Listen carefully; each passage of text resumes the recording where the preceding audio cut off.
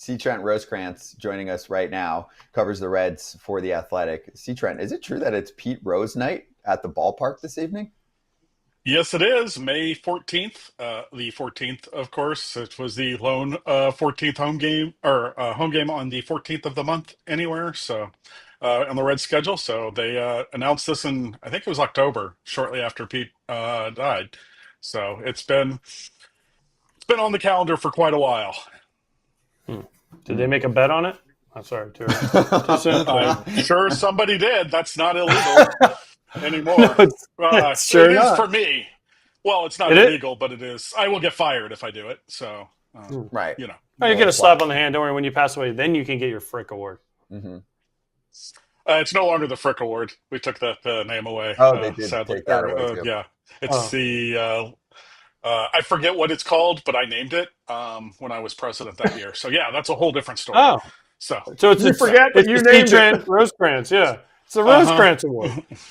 No, it is certainly not. That would not be it. Not for excellence. For other things, maybe. Who knows? Um, So, yeah. What?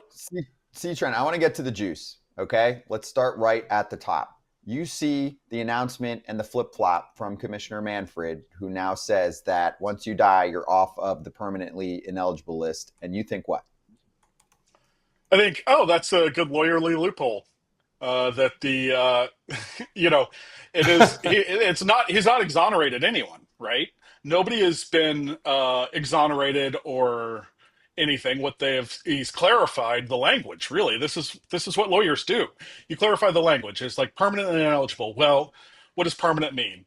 Colloquially, it's always been called a lifetime ban. Well, then whose lifetime? Mine, his, the commissioner's, whose? And so that is a clarification. And to me, it just seems like Major League Baseball saying, hey, we're sick of you complaining to us about this and blaming us. Go blame the Hall of Fame. It's on their table now because, quite honestly, 35 years ago, that's what the Hall of Fame did. The Hall of Fame kicked the can down the curb by saying, "Oh, wait, we don't want Pete on the writers' ballot. We will make a new rule in 1990 that if you are on the permanently ineligible list, you're not eligible to be in the Hall of Fame." So that was their way around. So for 35 years, people have been blaming Major League Baseball. I guess Rob Manfred got sick of that, and he's going to say, "Hey, blame the Hall of Fame."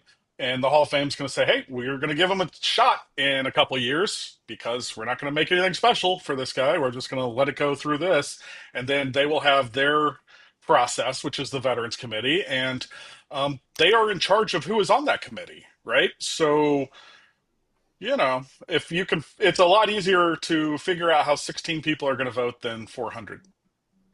Because the Reds really haven't been to that many playoffs recently, this is probably the biggest Reds topic in general. What are the boots on the ground? What are fans in Cincinnati feeling about this? Not just based on this decision. I mean, it just came down yesterday, but in general, do Reds fans say 90% of them say we're letting them in, or are they more like the FT fans where 50% say we should let them in? I think it's never been a question inside the 275 loop that if you did a like a phone poll of anyone with a 513 area code, you're going to get 99.9% saying this. You do have others who have excellent points. But yeah, I think there's a foregone conclusion here, and I don't believe that it's accurate that, oh, this just clears the way for him to go to the Hall of Fame. I just think it's a different way to like kick the can down the curb and blame someone else and shift blame. You're in Cincinnati, right? We saw you about a Yeah, month ago I at the start of the season. I want the pulse in Cincinnati after this announcement is made because for Reds fans and for really almost any sports fan, you're going to have bias towards your team, towards your favorite mhm. players. So, what is the pulse of the city after an announcement like this? It's joyous. I mean, I spent my morning and afternoon, early afternoon at this was already planned because they had planned this Pete Rose Day, but it what is was Boldface Park is now Pete Rose Park, kind of the park that Pete grew up playing on. And really, I drove from my place out there. It is basically 4 to 4.5 miles from Great American Ballpark, and then it's like 3.5 miles to Pete's childhood home. And so on my way out there this morning, I drove by Pete's home. I don't know why, I just did. And then I was turned around. I just kind of looked and was like, oh, there it is. Look, kids, Big Ben Parliament. Turned around, pulled into the one of the local convenience stores, UDF, and it's hilarious. Pull in to get a Coke, and I look up, and the fountains, it's like, get your Big Red Machine commemorative cup, and Pete Rose is still on the outside, and that's how they're selling stuff. Is Pete Rose? He is a beloved figure in this town. You cannot, you can't, it goes beyond playing for the Cincinnati Reds. He is from Cincinnati. Like, he went to West High. He is Cincinnati through and through. Did commercials for Gold Star Chili. So like this is, there's nothing quite like it that I've experienced in my life, and I've lived all over the place. The dedication in this city and the reverence for Pete Rose is unmatched. Talked to Pete Rose Jr., who you guys. Oh yeah, AJ, do you know him from your White Sox time? I played against him. I was with the Twins. Okay. He was like 32 in AAA or in A ball. Sorry, he was in South Bend. He was like 32 years old in A ball. And then he was coach in the White Sox system there for a while. And Yeah. but he lives a couple miles down the road. He still lives in town.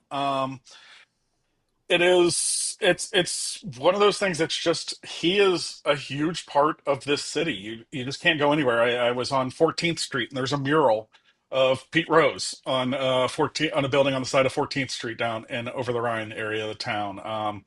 He's just everywhere. There's the statue out front that I saw a lot of people at yesterday. That I went was the day that he died there. It's just, I can't explain it, and I've lived all over the world, and I've seen nothing like it. Hey, FT fam, HelloFresh is America's #1 meal kit, Cam, because we're busy and we would like all of the ingredients to cook up something nice and make us look like elite chefs at home.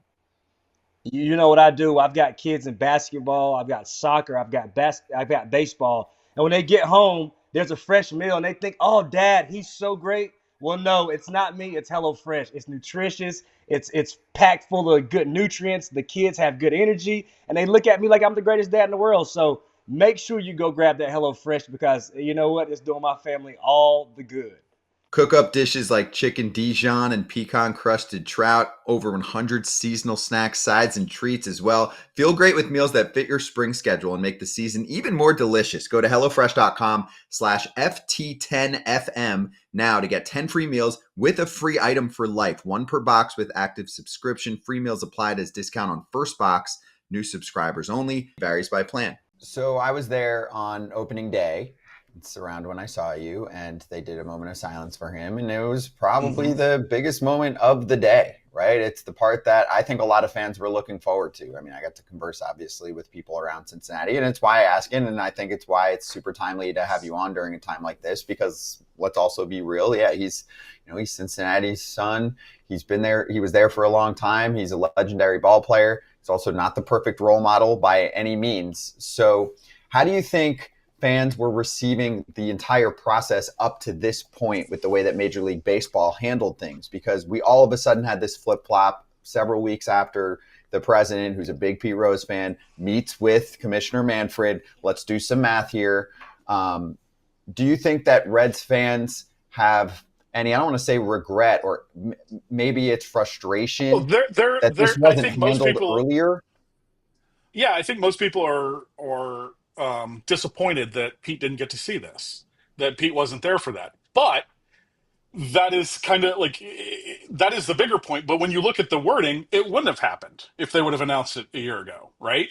They could have announced this clarification a year ago before he passed, and that probably would have been more cruel, quite honestly. But it is, I think there's, when you have like an ex-girlfriend, and something happened, and it's over, and you don't want to litigate it again, but you're always going to hold it against that person. That's kind of where we are. These are matters to the heart, and I think the people of Cincinnati, the baseball fans, for the majority of Cincinnati, and Pete Rose fans, aren't going to be happy about anything that happens because it didn't happen when Pete was alive, and it didn't happen on, when everybody expected it to in the summer of 1991. And that's just kind of how it is. And it's there's nothing that can be done to change the past. And people are still upset. I heard it today, like, oh, why couldn't have they done this earlier? And they should have. And now he's going into the hall, but he won't be here, and he won't be here for this dedication. But that's not exactly the story, Like, that's not the truth, because he was never going to be allowed in while he was alive. It was just a clarification of your ban expires when you do. Last one from me. Is this the Pete Rose rule now? If you're permanently kicked out from the game, you now are back in the mix once you die. So if anyone does something wrong in baseball that gets them kicked out forever actually means just until you pass. And then you could be voted into the Hall of Fame or whatever else, I guess, there is for being on the ineligible yes, list and time off. yeah, that's pretty much it, and it will be colloquially known as the Pete Rose rule, even if it also applies to the 8 banned by Kennesaw Mountain Landis, the White Sox, because they have obviously passed. So that's going to be it, but it skips the writers. The writers will not have a chance, and that's fine by me. I mean, I don't care. But it's, again, speaking of people like saying, "Hey, not my fault." That's not going to be the writer's fault, and it never has been the writer's fault that Pete wasn't in. And honestly, I think Pete would have a better chance with the writers than with the Veterans Committee. Would you have voted for him? That's all I want. Would you have voted for him if he was put on the ballot? Yeah, he had 3,154 hits. I mean, I voted for Barry Bonds. Quite honestly, I vote for Manny Ramirez in part because of Pete Rose. Because honestly, like, Pete Rose served his time. We don't believe in it is, at least legally, in the legal sense. And I would vote for him. You know what? Manny Ramirez served his time, and I'm fine. All I know is what happened on the field. You guys probably know, both of you faced many pitchers who were never found out, who were probably using performance enhancing drugs. How many of, say, let's go to Rafael Palmeiro, because that's a guy who did test positive. We don't know how many of his home runs were against pitchers using. So was it an even field? I don't know. All I know is what happened on the field. Major League Baseball has never said that those games didn't count or didn't happen or aren't part of the record book. So my general feeling when I vote for the Hall of Fame is that I vote for what happened on the field, because that's all I know and all I am judging. Okay. That's consistency. I respect that. Yeah, it's consistency. I respect that. That's cool. Yeah. I mean, to me, it's a line where if you do something once the testing was and you broke those rules, that's a different story. If you did it before and that, I understand that. then I really do. As a player, yeah, somebody that played in the heart of, I mean, I was in the middle of it, and then I was in the middle of after, right? So to me, if you did it after 2005 when they started testing, that's a different thing. You knowingly broke the rules. Before that, you might have broken the unwritten rules that nobody talked about or nobody knew, but it wasn't. And they also elected all the enablers. There are people in the game who enabled it. When you're talking about managers, executives, commissioners, they're in the Hall of Fame too. So, right? Am I wrong? Yep. No, you're right. Bud 100%. Seligen's in. No doubt. I'm with you. Hey, everybody. Be sure to like and subscribe for more content. We're back here every weekday, all year long, so do not miss an episode. The videos are coming in all day. Here's another video you might enjoy. Baseball the way it should be covered.